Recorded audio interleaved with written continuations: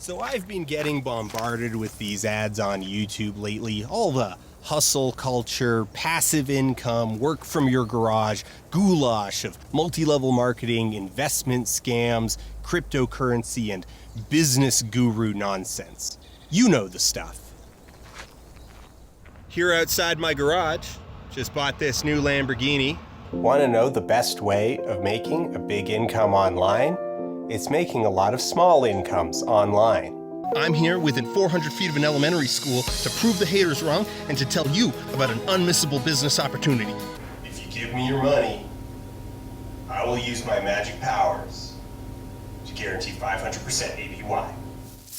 But there was one in particular that's under my skin that's got my undies in a bunch because I and a friend kept getting it, and that's for these goddamn Mikkelsen twins. The new best way to make money online that nobody's talking about is something you've never heard of before.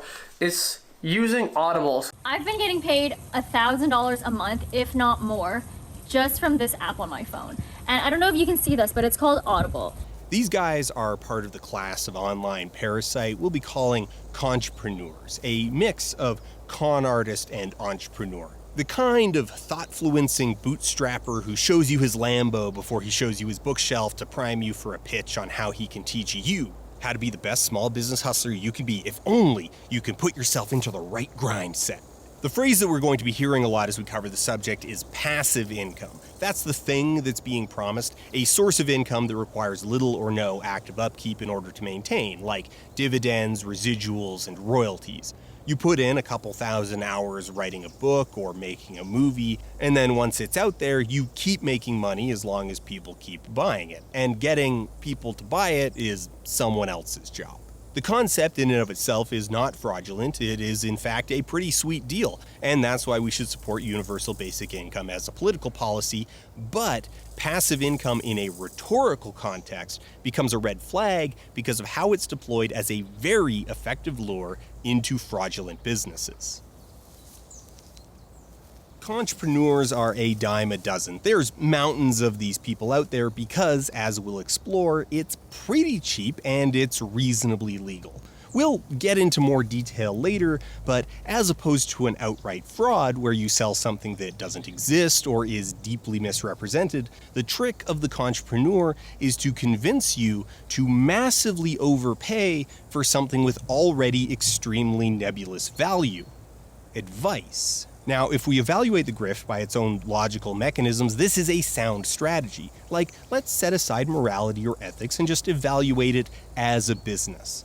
Advice costs very little to manufacture, requires no raw materials, weighs nothing, and is evaluated in hindsight. So you have very low production costs on one hand and a heavily obfuscated value proposition where you get to collect payment for a product long before a naive buyer could ever realize the value. And on the ethical/legal side, as long as the advice you produce isn't constructed of outright lies and falsehoods, you've not explicitly conned anyone. Shallow advice packaging common, widely known, broadly available, ineffective or out-of-date information is still real advice. So who's to say what it's actually worth? Me. I'm the one who gets to decide what it's worth. I've got a certificate from the Brad Defoe Presidential Academy that says so.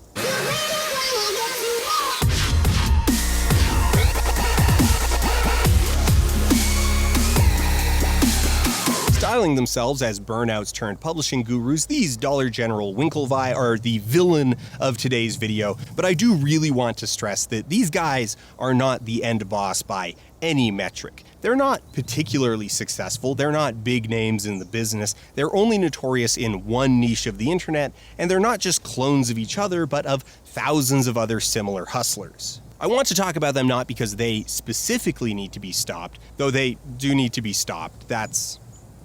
They should stop, but because they are of a type. They are a representative sample of a category of grift, and also because they're kind of incompetent and that makes them entertaining. Like, they're just a little too honest about the nature of the scam. While they do utilize a lot of the standard smokescreen vocabulary and hard sell tactics, they are also often extremely straightforward with how bad the whole scheme is, which goes to the nature of their grift. They promise to train you how to become a grifter.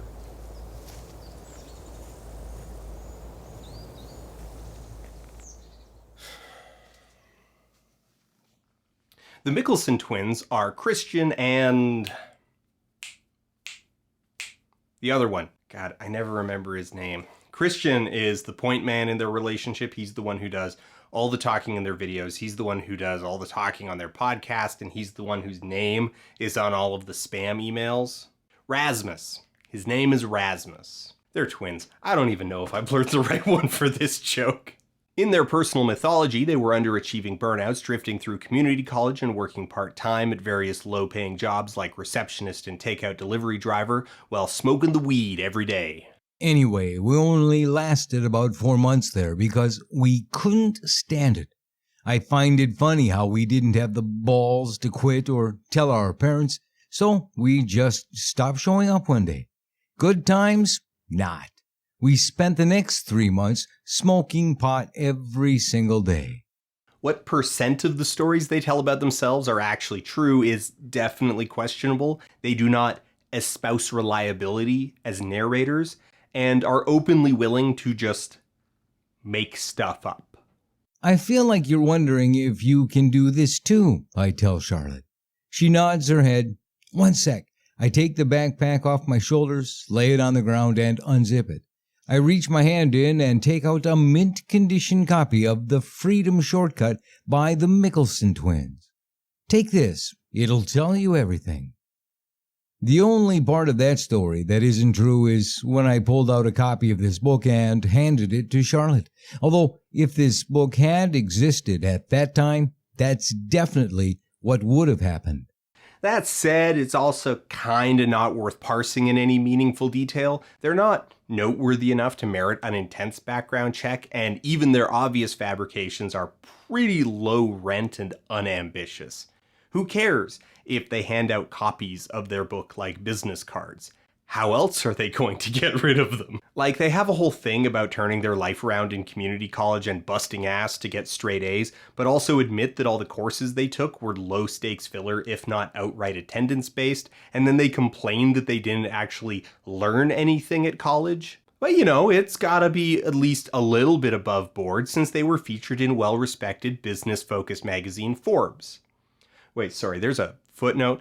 Featured in a Forbes contributor post written by Celine DaCosta, a hustle culture guru who sells online courses on brand narrative building. Forbes contributors are unpaid opinion bloggers with functionally no editorial oversight, and seeing as to how DaCosta is herself a hustle guru with a specialty in building narrative, and here she's writing an article building brand narrative for these guys on a platform that has the adjacency to editorial prestige, I don't want to accuse anyone of anything. I'm not saying there's impropriety at play here, but those facts placed adjacent to each other might suggest to an observer that there may maybe be the silhouette of impropriety, that the possibility exists that this may or may not have actually been a paid promotional piece for the purpose of search engine optimization and legitimization. Right? So there's a couple different layers to the scheme that they've got going. So I built this GRIFTMAP to help us through it. Get it perfect. Get it beautiful. At the top are the Mikkelsen twins. They're running what we'll call Grift A. Grift A is a guru workshop, book, seminar series, private Facebook group where the twins promise that they will teach you how to unlock passive income.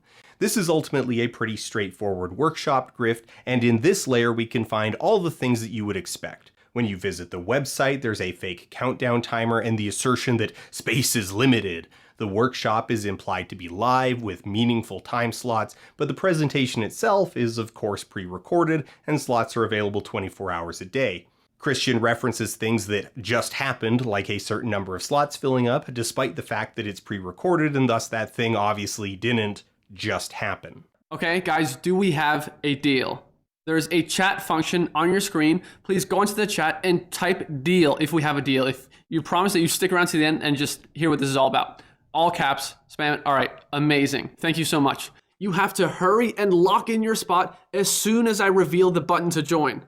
It's all high-pressure sales tactics, upselling a subscription service, predictable to the point that I would call this a grift, regardless of what their product actually was. And that's where it gets interesting, because what they're selling is Grift B. Grift B is called Made For You Audiobooks.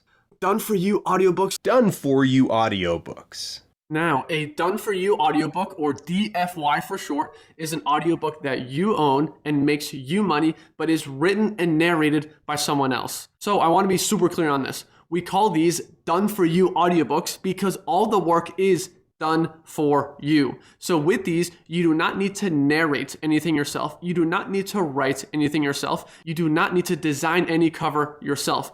You do next to nothing when it comes to actually creating your done for you audiobook. The idea is that you scour Amazon and Audible for trending topics, specifically nonfiction topics with very low standards of evidence, or ones favored by people who are hostile towards science. Pick a couple that you can smash together into a one-sentence summary, hire a ghostwriter to turn that sentence into a short book, hire a voice actor to turn that short book into a 3-hour audio book, then hire the cheapest graphic designer you can find to make a cover and spam the resulting package on every ebook and audiobook platform you can get access to. For example, you might see that keto dieting and self-hypnosis are trending, both subjects with dubious real-world value and extremely low standards of evidence, where you can say basically anything you want and decide to combine the two into a single book, offloading the effort of that nonsense task onto someone else and then aggressively spamming the resulting product on every platform available. And that is, in and of itself, a grift. The seminar series they're trying to sell you is itself teaching you to become a grifter whose product is low quality, exploitative spam. And then of course Grift B feeds back into Grift A because the highest performers get recruited as coaches, and the expectation is that you utilize their private Facebook groups to review trade in order to maximize the visibility of your spam. They don't outright call this review trading, but they do tell you to do all the individual steps that constitute review trading. The next bonus you're getting is free access to the private AIA audiobook reviews group. You go in, you make a post like this saying that you have a new audiobook on Audible and that you want to do some code swaps and leave an honest review on each other's audiobook. And then what will happen is you'll get a bunch of responses from people who are happy to leave an honest review on your audiobook. And then boom, now you have a good starting point for your reviews. And once you have 50, you now qualify for the $500 cash bonus. Okay, so this whole arrangement is kinda extremely weird in a whole bunch of ways. The twins are just barely successful enough at this to have a presence that people have noticed, but they haven't learned how to make good use of euphemisms and innuendos. Well, the core of it is low effort, low quality. A lot of what they're telling you to do is actually violating the terms of service for the platforms that you're using. Basically, they're not smart enough to disguise the fraudulent parts of their system and have a habit of saying the quiet part out loud. So there are a lot of ways to get reviews, but the most important thing is to always do it ethically and by the books. And honestly, that can sometimes be a bit of a pain. I know I just admitted that you need to do work to make this happen, but don't let that scare you. I have yet to find another model that requires less effort, money, time, and skill to be successful. And that's because I'm going to show you how to get professionals to do most of the hard work for you. The seminar on the whole is just a really good example of quality filtering, where the pitch is bad, which causes the targets to self-select for a lower standard of quality. It's the same dynamic as the classic 419 fraud, the Nigerian prince scam. Like small details of deranged framing, like when they call Audible Amazon's best-kept secret. Well, it's now time then to introduce to you Amazon's best-kept secret, Audible. Basically, that one line is going to filter out so many people, because the only people who are going to hear that and just accept it at face value are people who just aren't that familiar with, a lot of things. A word from our sponsors, Audible. Leave this scenario in the past by signing up for Audible. Which is why I am most pleased to introduce you to Audible. Brought to you by Audible. Audible. Audible's Audible. Audible. Audible. Audible is Audible. Audible. Audible.com. Thank you to Audible for sponsoring this video. And this is mean. I feel mean saying it, but really Christian said it first. Their target market is openly people who are unskilled and aren't interested in learning new skills. Like the kind of person who would say, I wrote a book, after doing the absolute bare minimum in hiring someone else to write a book that they then put a fake name on. That's why this is truly for beginners with no prior experience or skills with making money online, or for people who just don't have the time or desire to learn any new skills, because this is something literally anyone can do. Including a few case studies or testimonials makes sense in just about any business pitch, but there's diminishing returns with each additional one you include, and at a certain point, it takes on a character of desperate insecurity. Now, I don't know that anyone can say, mathematically where that precise line is, but for sure, this is over it. Here we have Sarah. Sarah is a new mom. Here we have an email that we received from Patrick. And here we have Tim from the Netherlands. Here we have Chase. Here we have Eric. What you're about to see was Trevor's escape. Here we have Pierre, Sean, Richard, Kim, Brandon here, Gerald's results, Destiny, Carmen here, who's Limon from Bangladesh, Ricardo, Rob, Gary here, like Yvonne here, Solomon, Dane, and here we have Kyle, here we have Tom, here we have Abhishek, like Rick here, Henny, like Arnaud here, like Juan here, who Amina, like Alessandro from Italy, like Ed, Juan, Mateus, Mel, Yvonne here, like Jack here, Juan here, Kim here, Ahmad, Severa, Judy, Jasmine, Stacey, Alex. Also, there's something fishy going on here. Here we have Kelly Rhodes, award-winning narrator of about 100 audiobooks. Female from New York. There's a picture of her, as well as some audio samples that you can listen to. Okay, but I'm sorry. What? There's some hijinks at play. That says female, that says male. The samples sound like this. The majority of individuals react to new ideas with apprehension, suspicion, and even denial. And an image search tells me that this is a photo of audiobook actress Christina Delane, who is the voice of Valiona in World of Warcraft Cataclysm? Do as the master commands, Thoralion! Kill them! Cool. Okay, the point is, what is the point of this lie? This has been manipulated. Effort went into creating this lie, but to what end? Okay, my theory is that this entire seminar is a Frankenstein creation that they update bits and pieces of every couple of months. I recently went back to watch it again in order to try and interact with the live moderator that is, in theory, on hand to answer questions, and got an entirely different introduction. YouTuber Emma Thorne did a video about the twins back in September 2021, and the version of the seminar she got is also substantially the same with some very funny differences. You'll just say, hey Don, I went through a few of your samples and they were great. I'd love for you to narrate my audiobook. Wait, so they're asking him to do it for less. There's already all sorts of audio jank throughout the video, very obvious splices from completely different recording environments, and so my original theory was maybe what happened was at one point this said Christina Delane, and she had to tell them to piss off because they were sending her low-quality garbage clients. But I reached out to her and she said she'd never heard of these guys before, and so it turns out that I don't know what's up. It's a level of deception where the reasons for the deception don't make any sense, and the longer I think about it, the more I feel like I'm going crazy.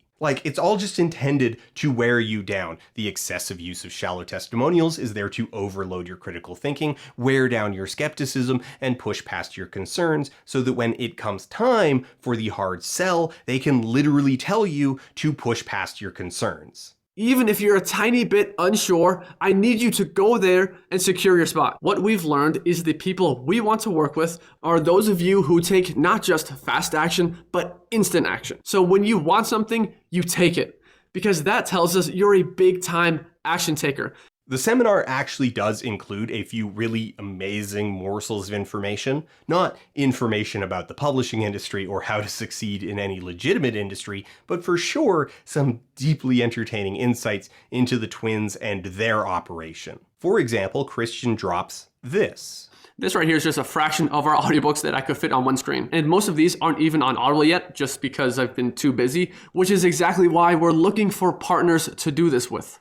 Now, this is maybe initially impressive until you spend literally any time actively looking at it, because if you actually try and ingest the information, the details, rather than accepting the initial impact at face value, then you realize that most of these are repeats. Of the 60 books shown, there's only 25 unique titles. Stoicism for is up there 3 times, How to Make Your is on there twice, and we've even got 2 copies of. Now, why these were blurred out, I have no clue. I don't know what they're hiding there. It could be anything. All right, one sec.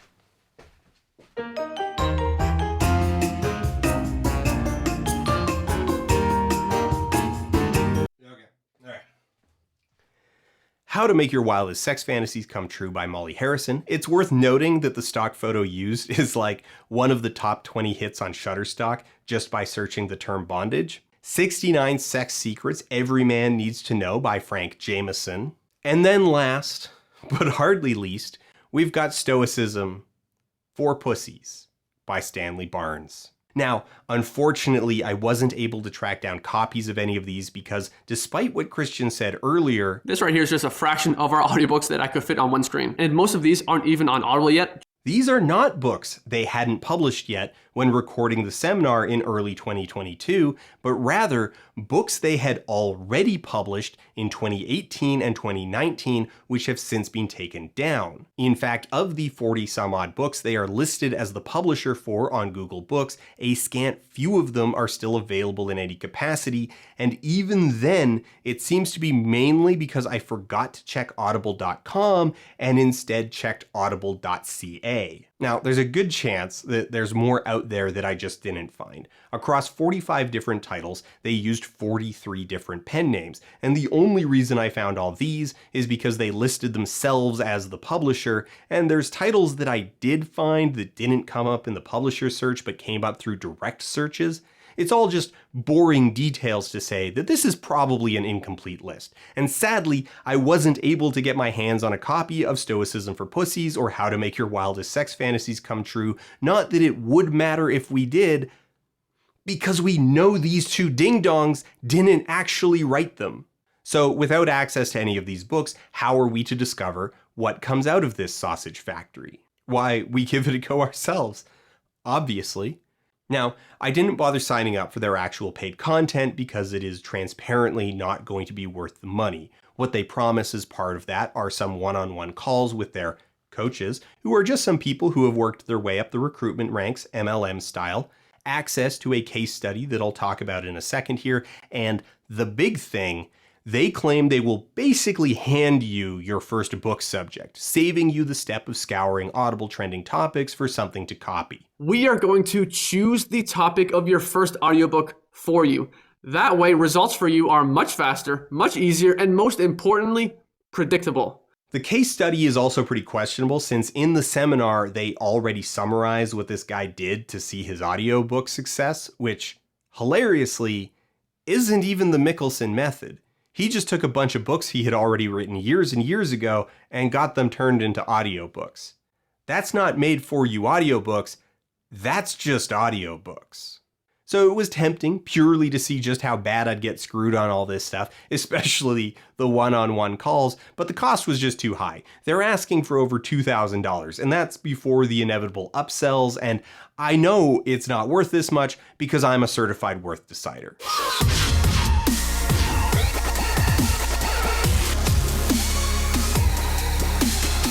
What I did decide to do was follow their method. I went on Audible, I looked up some keywords, I pretended to care about rankings, and I smashed a bunch of them together in an incredibly tasteless combination because I figured, hey, if we're going to prod this system, we might as well test its limits. Now, the Mikkelsens recommend a specific ghostwriting service, the Urban Writers, to the point that in the seminar, Christian says they're friends with the owners and teases that buying the premium AIA package gets you access to things like discount codes. We've worked out an exclusive deal with our favorite ghostwriting company to provide you with the lowest ghostwriting prices humanly possible. It's the same deal normally only we can get because we're friends with the CEO.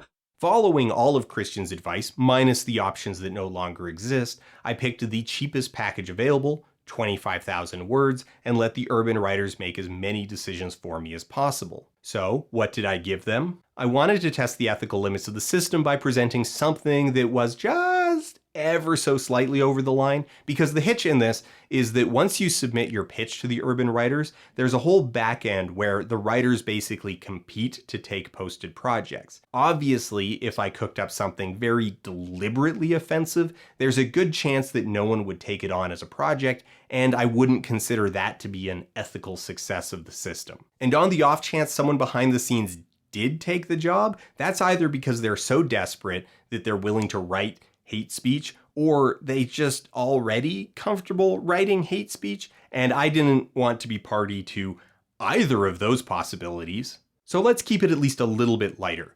What if we make some just truly irresponsible health claims and use that as the basis to create a book that's not hateful, but still really shouldn't exist? Can self-hypnosis treat epilepsy?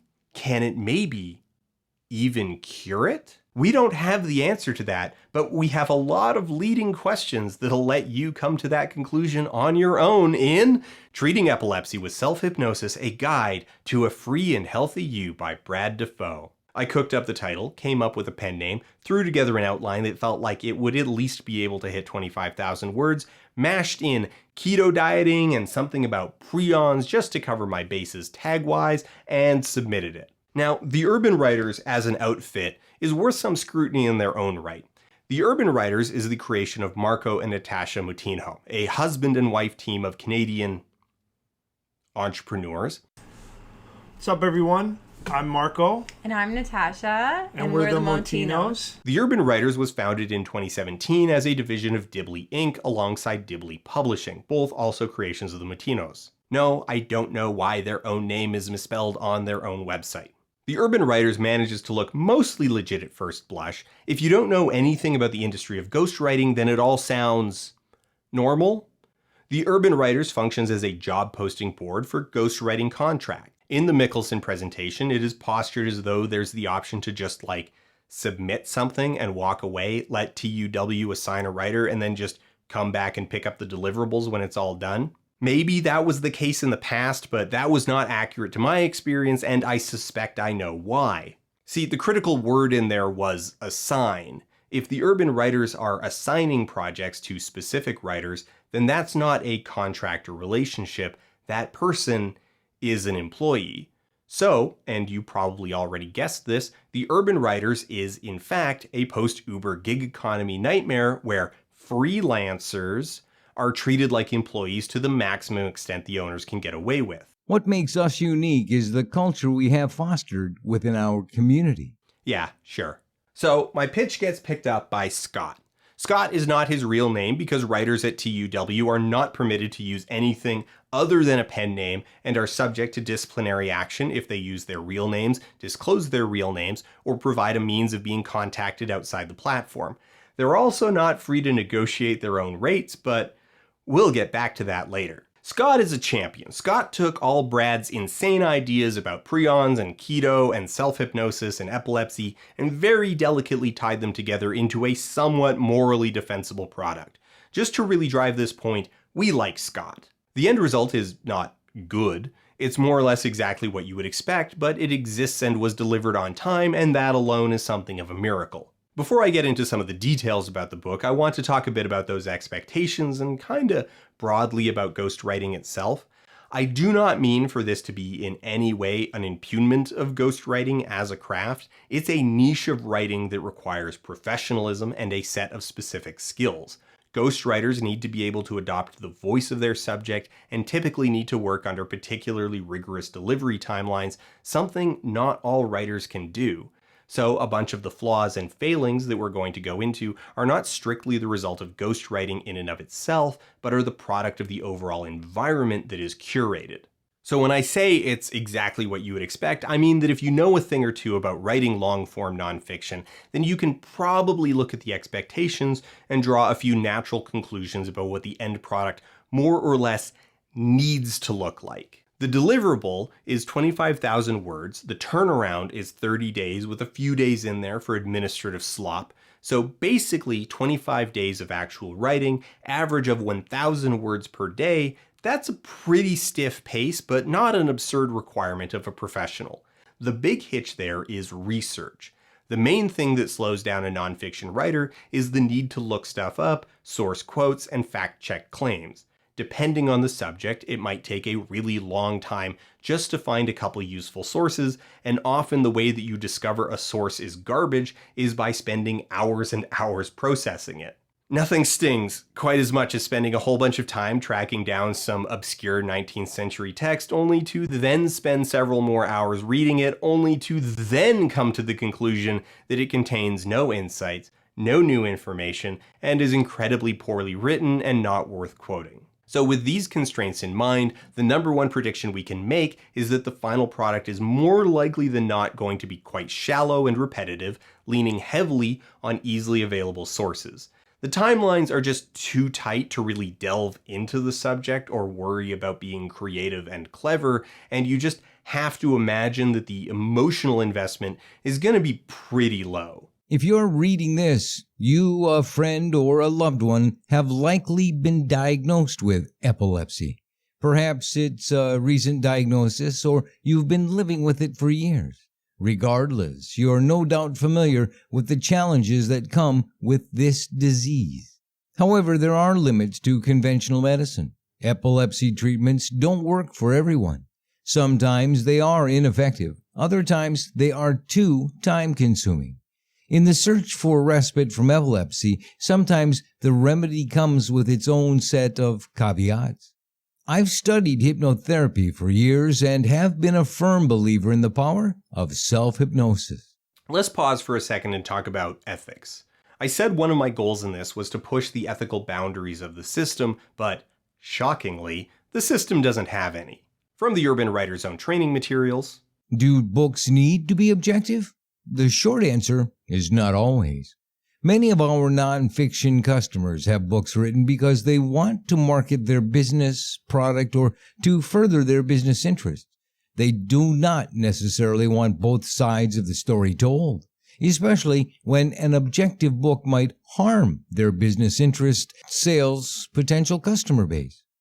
A customer might not be too pleased if our writers point out that they're actually selling something that's ineffective to their clients or that their business claims are unsubstantiated. So just openly, if the customer wants you to lie, misrepresent facts, or make fraudulent claims, your job is to facilitate that. They're the one taking credit for it. Just, lower your standards. There's nothing illegal about that per se, but it's telling. It's indicative of the internal culture of the company that they're like, oh yeah, this is just what we do. Now, I don't want to make too much fun of Treating Epilepsy with Self-Hypnosis, A Guide to a Free and Healthy You by Brad Defoe, because ultimately it's a product that I got someone else to make. The insane claims like sexual activity increases your prion score and thus impedes self-hypnosis and makes you more susceptible to epilepsy is not some organic nonsense. It is entirely synthetic, even if the person doing the actual writing needed to behave as though the request was sincere. And for the most part, somewhat predictably, Scott minimized the presence of this insanity, mostly leaning on shallow, easily available information in order to meet word count. Most of the book, like approaching 2/3, is just defining stuff or loosely summarizing very basic history.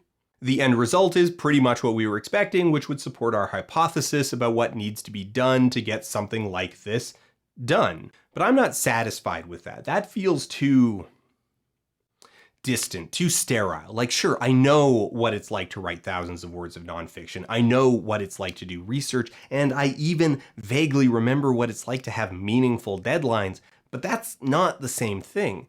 The only way to really properly visualize what it means to try and churn out this kind of content-milled detritus is if we actually did it ourselves and then documented the whole process.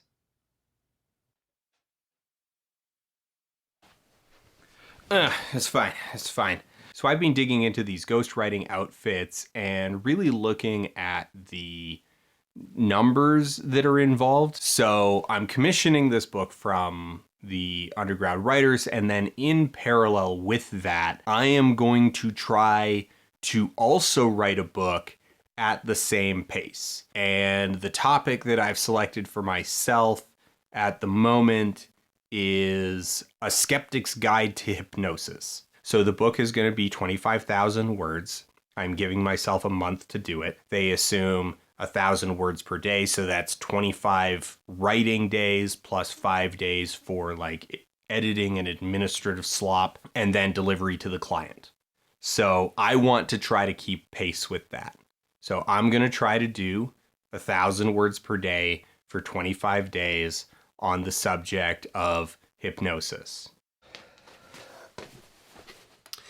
Okay, got some developments just from last night. So I've got the outline and I have instinctively just structured it the same as I structure the outlines for scripts.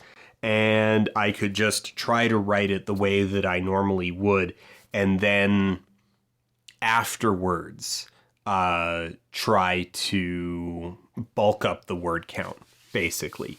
That once it's done, once it's like drafted, then just try to make it longer until it hits word count. Now, my worry about that is that if I do it that way, I will write myself into too many corners. My normal style will get in the way of accomplishing the task. So that's what I'm worried about. The other approach would be to just try to brute force it more or less from the beginning and just like beginning to end, plow forward through it. Like, what chapter are you on? You're writing that chapter.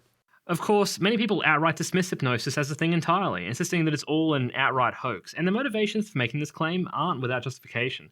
There's a lot of conflicting, sometimes incoherent information out there, people claiming that hypnosis is the best way to quit smoking or rewire your eating habits, incredulous claims about hypnotic regression, and, of course, famous tales of hypnosis being used to unlock the truth about alien abductions. Oh boy. Okay, so I'm behind. I'm already like 4,000 words behind. So that's not a great rate. Even just having to like answer emails in the morning on a different subject can like really delay how quickly I can get into a mindset to think about this book project. That's a me problem. Yeah.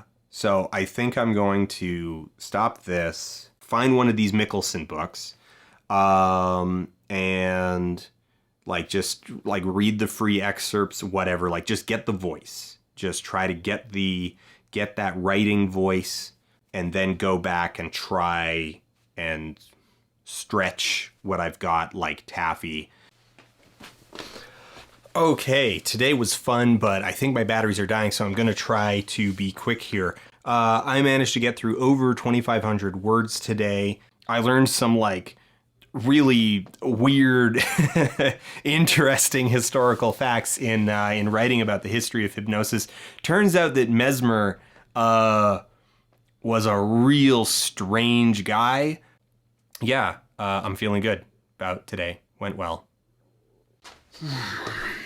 Okay. We're halfway through. We're more or less halfway through the writing period. We're not quite half done the book. We're behind. Any part where I need to do like synthesis research is substantially more difficult. So my normal worry with my method is that I end up with these like weird junctions and weird repetitions and blah blah blah. Maybe that's just not a problem now. Yeah, it's getting harder.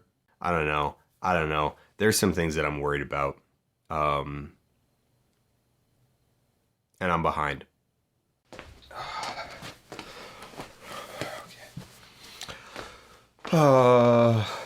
Okay, so yesterday was intensely frustrating. I was in a bad mood. I couldn't focus. Nothing was happening. And I think the big thing is that I was doing sort of the math on things, and that's what was making me like kind of acutely angry. I just didn't feel like I was making like sufficient progress, that like I was not doing enough to overcome my style and instincts. I had made what felt like a lot of progress, And it was still just like basically like almost like half as long as it needed to be. However, I'm trying to pad them, it's just not enough. And I realized two key strategies, two key techniques for padding word count that would meet my criteria.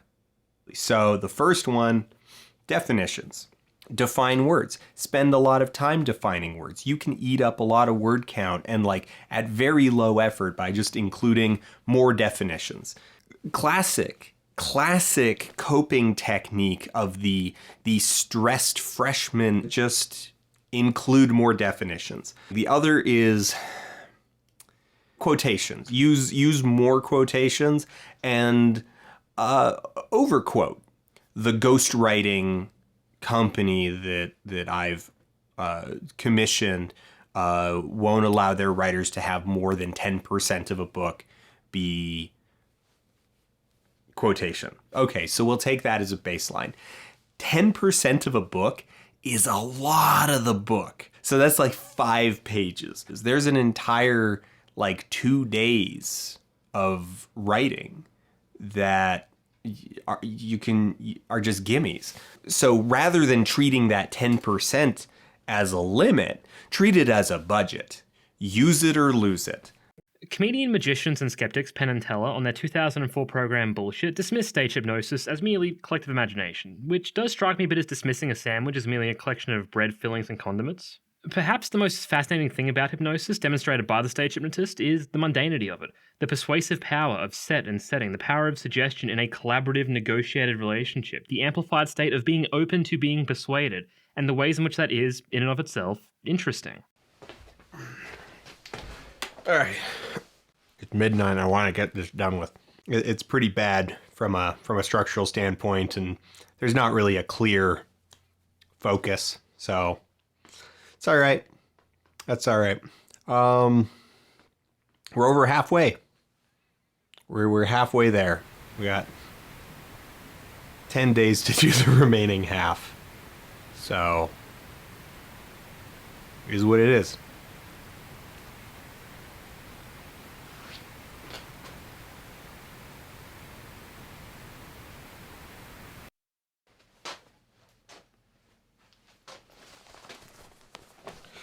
Okay, I have 8 days remaining. I have somehow managed to find it within me after 2 days of writer's block to not merely get caught up, but actually get fully completely ahead of quota. I wrote over 4,000 words today. There's walking immediately above me, which amounts to 2 whole chapters based off of our 2,000 words per chapter original plan. There's 8 days remaining, and my words per day is now under 1,000. We're ahead. At this moment, I feel just completely drained of ideas. But I have yet to write the introduction and the conclusion, which can be a lot more autobiographical. Those are the ones that I can very easily pad by just telling stories about myself and the journey that I have now taken. I was feeling overwhelmed this morning, and now I'm in a good mood. Oh, that could come crumbling down real fast. I'm so close. I'm so close to done. I've got 3,500 words remaining. Where do I put them? As I get closer to the end, it both gets easier because it's like the amount that I need to write gets less. But I'm also like kind of closing off like where I can just put large blocks of new stuff. It's getting easier and it's getting harder. I just got to figure out like where can I get those? It's just that simple. It's that simple and that hard. 25,009 words. These last these last 2,000 words have been so stressful. Just like not I don't want to say not hard because it was clearly hard. It was like, but it's a process of going through and figuring out like what you can cram in that's not going to really involve like new research, because research absolutely murders the like pay per hour. Okay, so I want to do a numbers breakdown. Let's get some charts in here.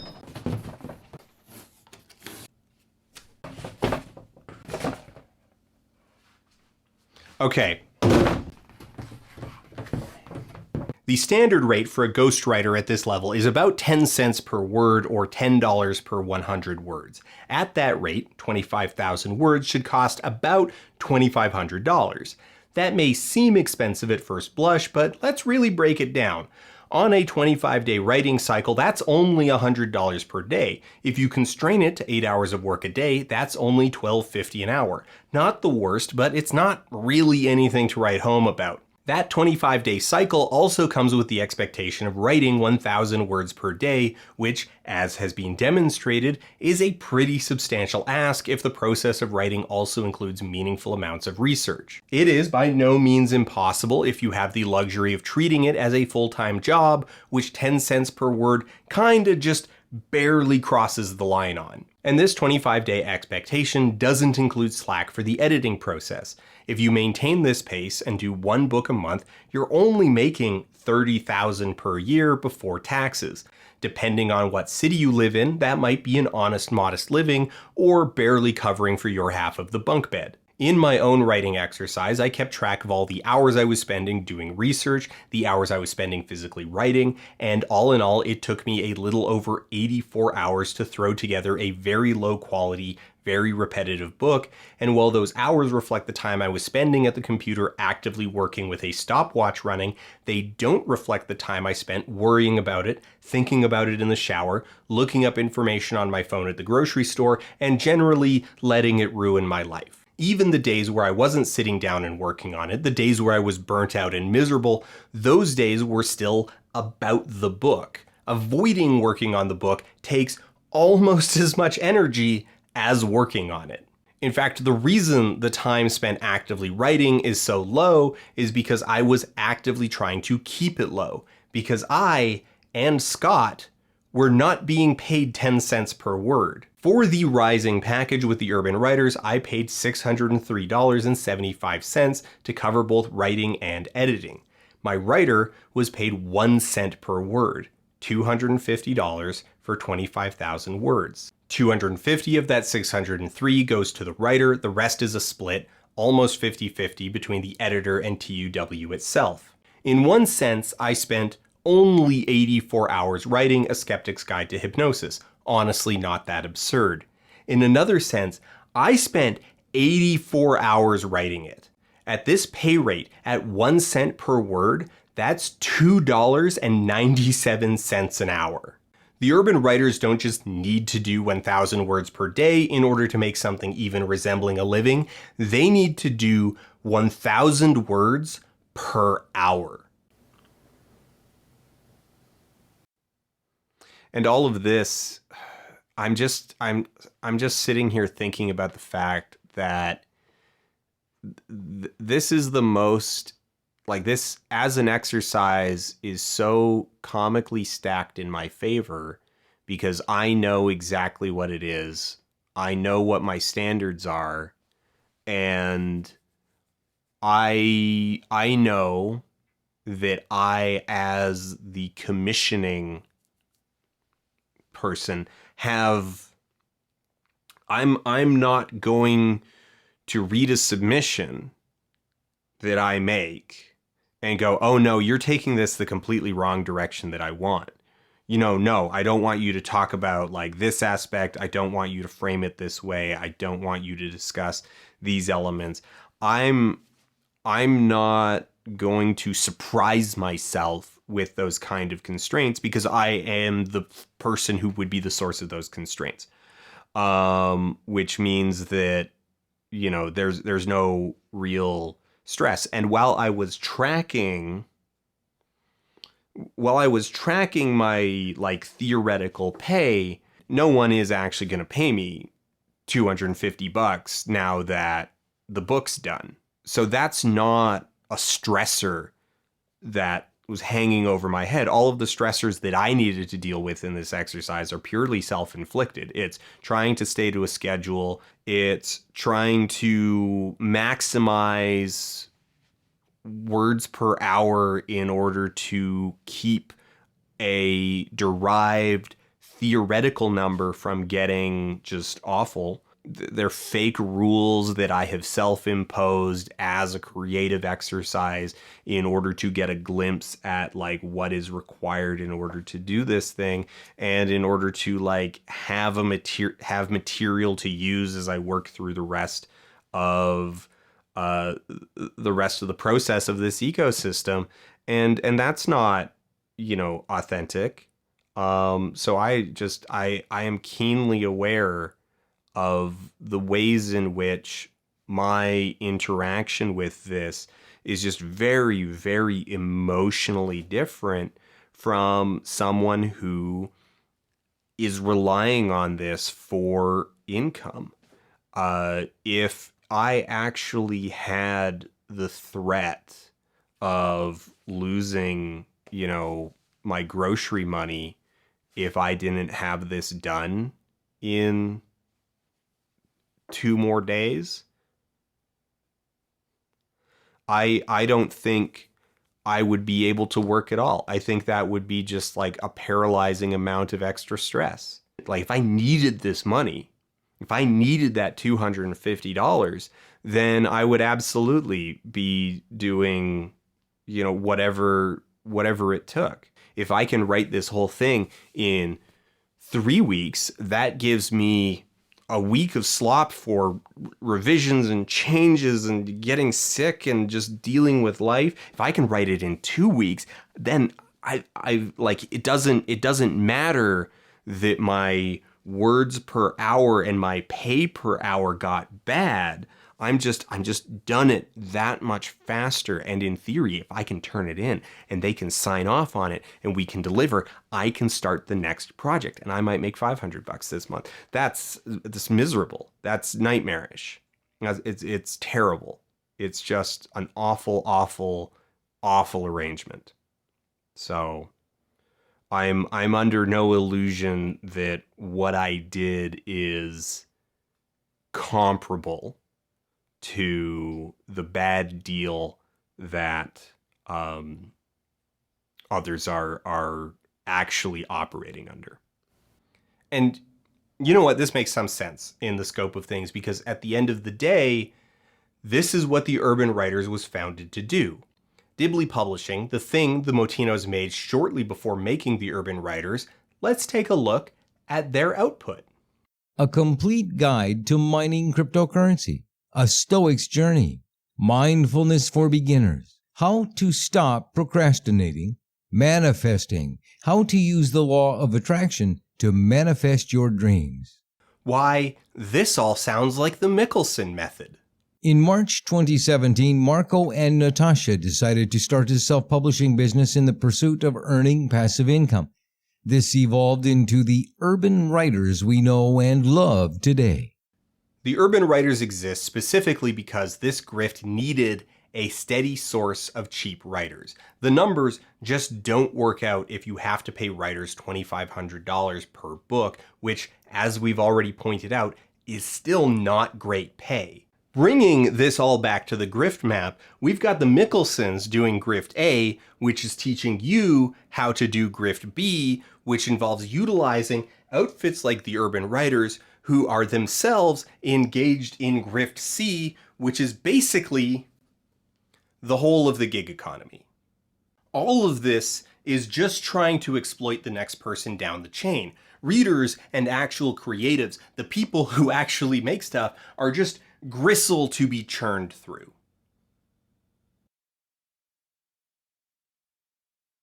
Let's actually, just for a bit, not talk about Audiobook Income Academy, the seminar level grift, but the actual merits of the material that they teach. Like, let's evaluate it as though it were a real class that was actually trying to teach you to do something.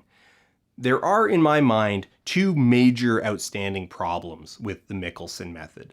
The first is that it makes you into the worst kind of client possible. Brad Defoe was not a good client, but he also didn't take the Mikkelsen method 100% seriously. As a character, Brad wanted a book about a subject that he cared about, even if he had kooky ideas, low standards, a propensity for lying, and a gullibility for any woo that crosses his path. It can get so much worse. The ideal client for someone at the Urban Writers is someone who is, to one degree or another, an expert in their field, but not a writer. They can provide the writer with sources, explain concepts, correct mistakes, and help structure and focus the product. We can express their relationship like this. A writer/expert, that's just an author. It's going to be someone like Carl Sagan, both an accomplished scientist and a compelling and prolific communicator. Non-writer/expert, this is someone who hires a ghostwriter. We'll represent that one with JFK, a talented man and skilled orator who wrote basically nothing with his name on it.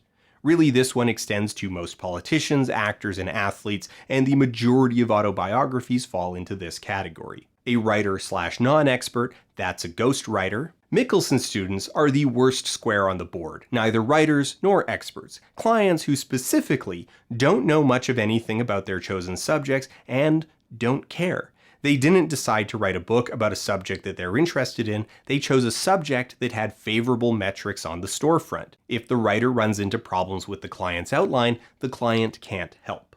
Combined with the Urban Writers' internal structure, the arrangement is basically guaranteed to produce boring, inaccurate junk that leans very heavily on endlessly rewording shallow dives into widely available information. At every stage of their process, they tell you to take the cheapest option and wherever possible to haggle the price down even lower. The most important part is that you do not use a mainstream ghostwriting company like this, because we don't want to pay this much for our manuscript. Why? Because we simply don't have to. And because most narrators are just trying to build their portfolio. So they will narrate audiobooks for almost any price. You'll just say, hey Don, I went through a few of your samples and they were great. I'd love for you to narrate my audiobook. Would you do it for a $30 per finished hour rate? They are training their students to be nightmare clients. The second is that it just doesn't actually work very well.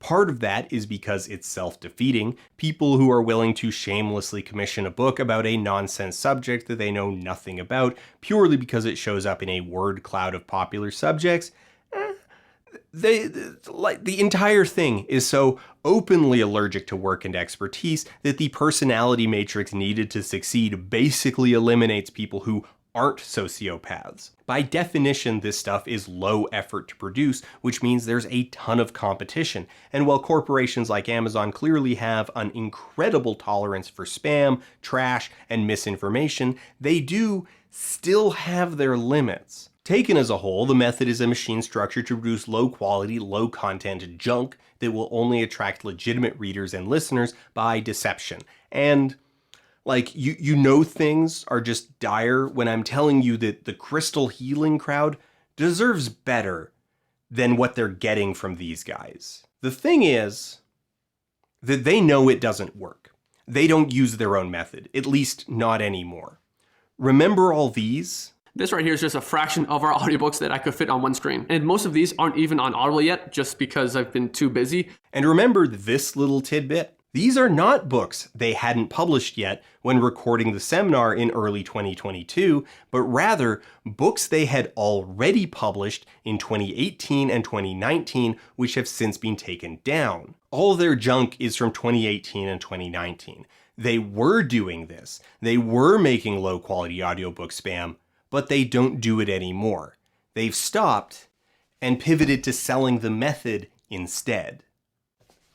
Word on the street is that they started trying to post Spanish versions of their books by running them through Google Translate, and Amazon nuked their entire ACX account and banned them from the platform for life. The twins aren't selling you a method that they're using, they're selling you a method that they've already used up. They ran the grift all the way to its natural conclusion. There was a narrow window of time where Audible's gates were wide open, but there wasn't a lot of competition yet, that first movers on generating SEO spam could in fact make a pretty tidy profit without it being too much of a gamble, but that window is closed now.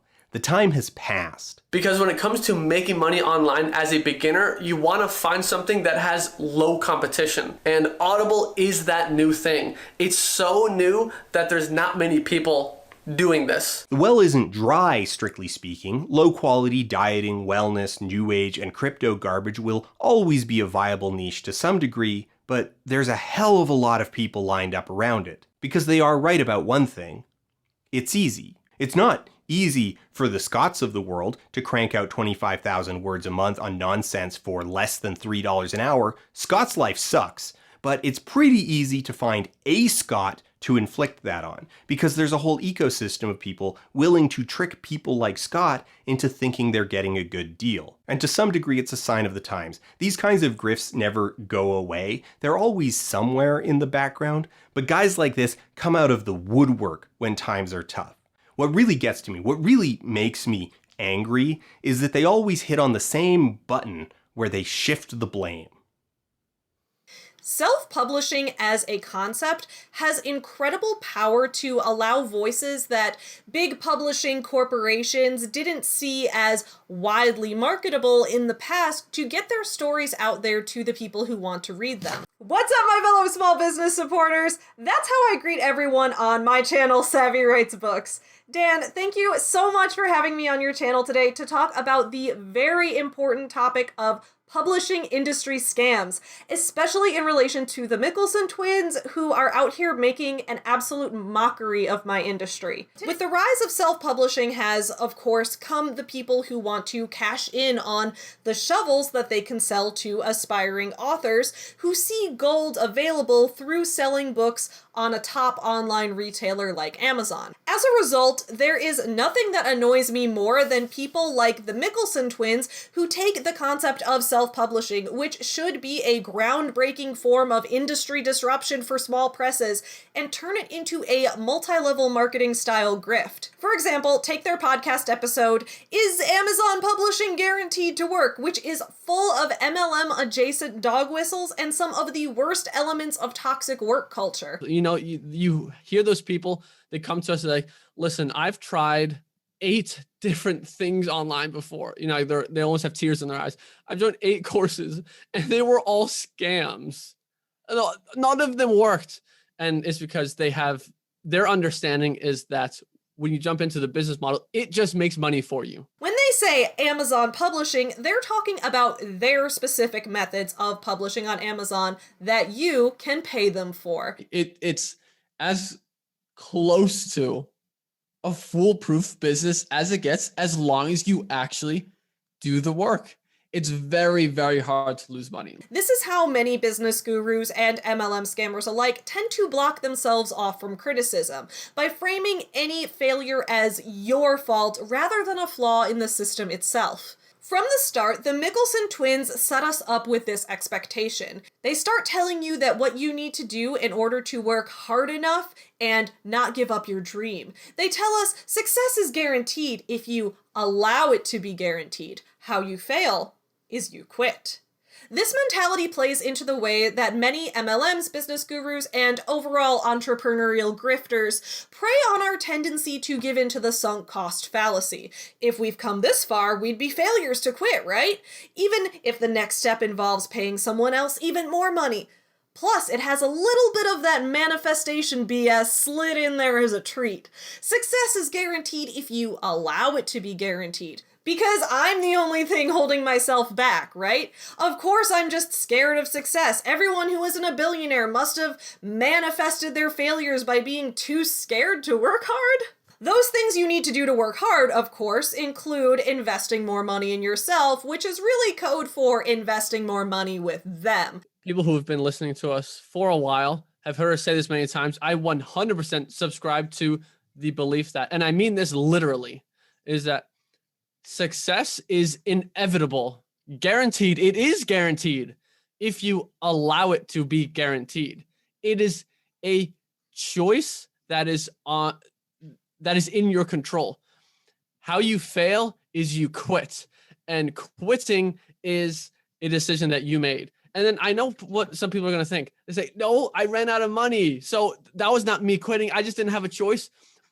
Motherfucker, get a second job, a third job, do whatever you need to do. Start saving money, stop spending your money. Then boom, now you have your money back now, and then get back to work. And you know what really sucks about all this? A lot of the things they're saying in this episode are factually true. In a vacuum. But when applied to their business model, which, like an MLM, is basically a course on how to sell shovels to other people who hope to dig up the gold, the same language becomes manipulative because it's not meant to work in that context. If you made your own lipstick at home and it made people's lips swell up 10 sizes and break out in hives, you'd also lose money, and that would be your own fault. But if you join Mary Kay and lose money, that's the company's fault, because that company thrust you into an oversaturated industry with an unsustainable long-term model. The same applies here. For months now since signing up for their mailing list, I've been getting the most amazing spam. Minutes after finishing the seminar, I received an email ominously titled, "Dan, I warned you." Guaranteed plan for staying broke. Always hang around with broke people. What to do if your family and friends aren't supportive? Spoiler, the answer is give them money to join their private Facebook group. What do I do if my parents, partner, friends aren't being supportive of my decision to pursue audiobooks? You're not pursuing audiobooks. You're building a business generating spam in the form of audiobooks. There is this truly beautiful doublethink exercise the Mikkelsens play in all of this, which is to assert on one hand that this is a process that requires very, very little input from you, the operator, that you get to kick back and literally just gleefully exploit the labor of others as they churn out low-quality trash credited to a dozen different pen names on your behalf. But also that doing all of this will bring you the same pride, respect, and prestige from family and peers that you would get from actually writing a book, or even just meaningfully contributing to a ghostwritten book about a subject that you actually know something about and care about and put your name on. We sell books and audiobooks online. Oh, you're writers. That's very cool. We both laughed to ourselves, flattered that he had mistaken us for professional writers. Definitely not. Far from it, Christian says. We don't write our books ourselves. We hire professionals to do that for us. We just publish the books and audiobooks and get sent the earnings at the end of every month. You can do that? But you have to split profits with them, right? He asks. No, they work for a one-time fee, says Christian. I own the book 100% and only split profits with Amazon. So you're telling me you literally have no writing skills, yet it's what you do for a living and how you're able to live in Bali? Exactly. So this right here is Don Jacobson. He is an experienced jazz radio and live narrator. Imagine having a radio broadcaster narrate your audiobook. Imagine showing that off to your friends and family when they ask you, how is it you were able to quit your job again and do what you want? Then you just showed them your audiobook narrated by Don Jacobson, the radio broadcaster, and that's something you can be really proud of. There's this bit that kind of makes me laugh where Christian is talking about how proud will you be when you tell your family that you've got a DJ narrating your book that you didn't write. And I'm like, why would you feel proud of that? All you've done is send a message saying, can I pay you less than your rate? There's a large percentage of people that believe that buying the course and going through the content is equivalent to actually building the business. We are switching from a do-it-yourself course, which is what AIA was, to a proven and all-inclusive done-for-you partnership, where we do all the heavy lifting for you, so you no longer have to rely on yourself to have success. Now you're getting us. The people that don't have good results, I can say with the utmost certainty, with no hesitation whatsoever, their books are not good. But now we're taking it a step further by doing things like straight up giving you a winning audiobook topic to go out and list on Audible and multiply with. Do you want to dominate social media in 2019? Would you like to learn all about social media marketing?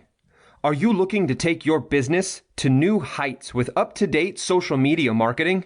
But that's not the case with publishing. To fail at publishing is incredibly challenging with the caveat, as long as you do the work. In other words, someone else does the work, but we get paid. That's how the whole model works. The biggest mantra, the golden rule with publishing, is what you put out is what you get back. If you garbage in, garbage out. If you put in poor quality work, you're going to get a poor quality result. You do not need to narrate anything yourself. You do not need to write anything yourself. You do not need to design any cover yourself.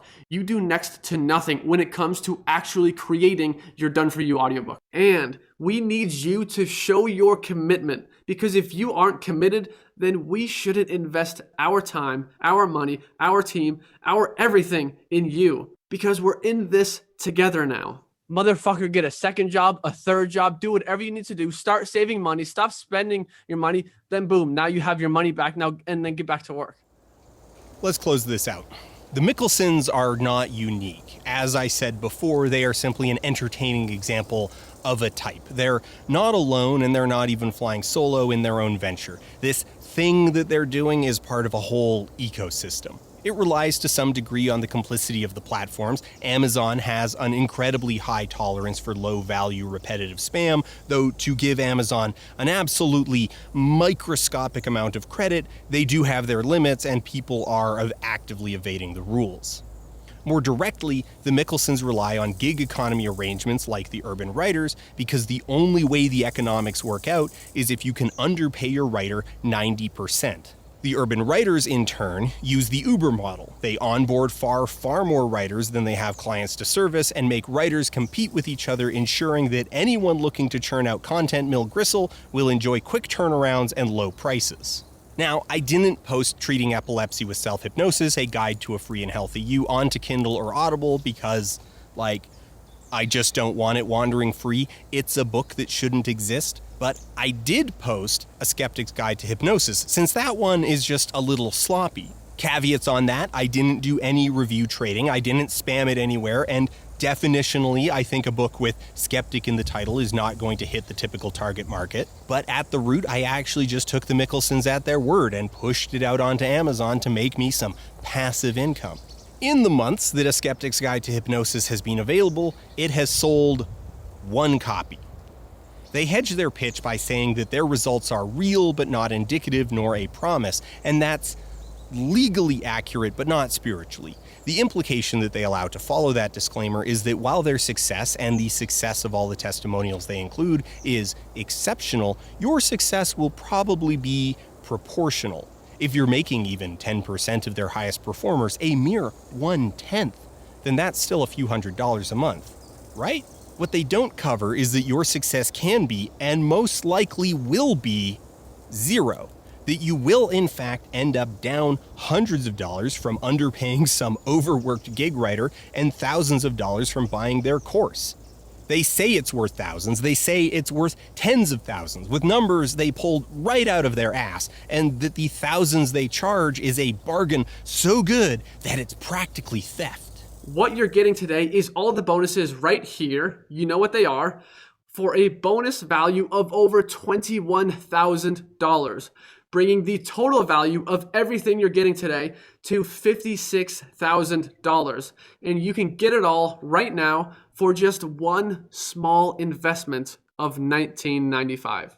They tell you that it's so valuable, so worthwhile, that you shouldn't even think about it. You shouldn't pause. You should just pull out your credit card and do it. Do it now. Think later. Even if you're a tiny bit unsure, I need you to go there and secure your spot. In fact, if you can't afford it, if you don't have $2,000 to give them, if you don't have $600 to pay their friends at the Urban Writers for your first, second, third manuscript, what you need is some debt.